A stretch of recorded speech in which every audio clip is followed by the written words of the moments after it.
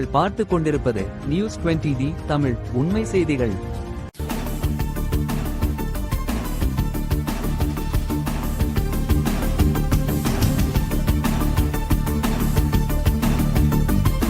வணக்கம். திருச்சியில் அரசு நியாய விலைக் கடை பணியாளர் சங்கத்தினர் 15 அம்ச கோரிக்கையை வலியுறுத்தி ஆர்ப்பாட்டம். திருச்சி மாவட்ட ஆட்சியர் அலுவலகம் அருகே தமிழ்நாடு அரசு நியாய விலைக்கடை பணியாளர்கள் சங்கம் சார்பில் கண்டன ஆர்ப்பாட்டம் இன்று நடைபெற்றது.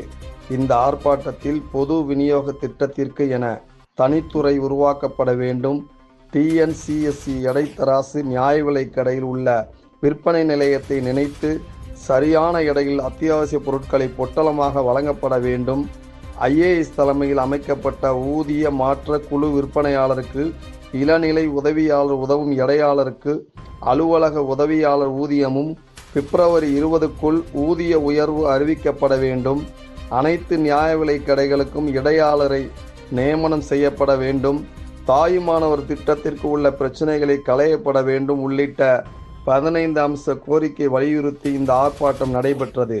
இந்த கோரிக்கைகளை வலியுறுத்தி நாளை கோட்ட அளவில் ஆர்ப்பாட்டமும், வியாழன் அன்று வேலை நிறுத்தம் செய்து வட்ட அளவில் ஆர்ப்பாட்டத்திலும் ஈடுபட உள்ளனர். இந்த ஆர்ப்பாட்டத்தினால் கலெக்டர் அலுவலக சாலை பரபரப்பாக காணப்பட்டது.